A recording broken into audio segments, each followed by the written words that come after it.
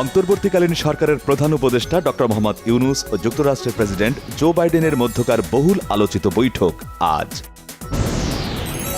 পররাষ্ট্র উপদেষ্টা মোহাম্মদ তৌহিদ হোসেন বলেছেন, রোহিঙ্গা সংকট শুধু বাংলাদেশের জন্য উদ্বেগের বিষয় নয়, মিয়ানমার থেকে বিতাড়িত রোহিঙ্গা আশেপাশের অঞ্চলে ছড়িয়ে পড়ার ঝুঁকি রয়েছে। রাজনীতিতে হস্তক্ষেপ নয়, অন্তর্বর্তী সরকারকে সমর্থনের অঙ্গীকার সেনাপ্রধান ওয়াকারুজ্জামানের, রয়টার্সকে সাক্ষাৎকার। অন্তর্বর্তী সরকারের নেয়া সংস্কার কাজের সময় দীর্ঘায়িত হবে বলে মনে করেন নির্বাচন কমিশন সংস্কার কমিশনের প্রধান ডক্টর বদিউল আলম মজুমদার। বিএনপির স্থায়ী কমিটির সদস্য সালাউদ্দিন আহমেদ বলেছেন, রাষ্ট্র সংস্কারের পাশাপাশি গণতন্ত্র প্রতিষ্ঠায় নির্বাচনের রোডম্যাপ চায় বিএনপি। বিএনপি নেতাদের সাথে দক্ষিণ কোরিয়ার রাষ্ট্রদূতের বৈঠক, দ্বিপক্ষীয় বিভিন্ন বিষয়ে আলোচনা। পোশাক শ্রমিকদের 18 দফা মেনে সমঝোতা স্মারক সই, হাজিরা বোনাস ও টিফিনের টাকা বাড়ছে। ঋণ সহায়তা পেতে আইএমএফ এর শর্ত পূরণে বাংলাদেশ সঠিক পথে থাকলেও বৈদেশিক মুদ্রার রিজার্ভ নিয়ে সন্তুষ্ট নয় সংস্থাটি।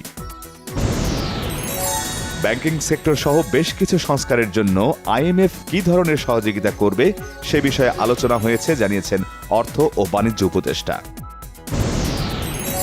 স্থানীয় সরকার উপদেষ্টা এএফ হাসান আরিফ বলেছেন, লোক দেখানো কাজ করে ডেঙ্গু সংক্রমণ কমানো সম্ভব নয়, সচেতনতা বাড়ানোর আহ্বান। 1 অক্টোবর থেকে সব সুপারমার্কেট ও 1 নভেম্বর থেকে সব কাঁচাবাজারে পলিথিন শপিং ব্যাগ ব্যবহার নিষিদ্ধ, জানিয়েছেন পরিবেশ উপদেষ্টা। দূতাবাসে প্রবাসীদের সেবা দেওয়ার ক্ষেত্রে অনিয়ম বা গাফিলতি হলে সংশ্লিষ্ট কর্মকর্তাদের বিরুদ্ধে ব্যবস্থা নেওয়া হবে, জানিয়েছেন উপদেষ্টা অধ্যাপক ডক্টর আসিফ নজরুল। কক্সবাজারের ডুলহাজারায় যৌথ বাহিনীর অভিযানকালে সন্ত্রাসীদের হামলা, সেনা কর্মকর্তা লেফটেন্যান্ট তানজিম নিহত। 72 ঘণ্টারও বেশি সময় আটকে থাকার পর সাজেক থেকে ফিরেছেন প্রায় 1400 পর্যটক। চট্টগ্রামের রাউজানে মুনিরিয়া যুব তবলিগ কমিটির এবাদতখানা ও লাইব্রেরি ভাঙচুর ও অগ্নিসংযোগের মামলায় সাবেক এমপি ফজলে করিমের 2 দিনের রিমান্ড মঞ্জুর।